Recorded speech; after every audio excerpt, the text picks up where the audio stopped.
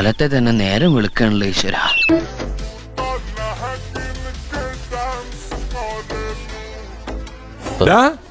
നീ ഇത്രല്ലേ കണ്ടുള്ളൂ, അങ്ങോട്ട് നോക്കിയേ.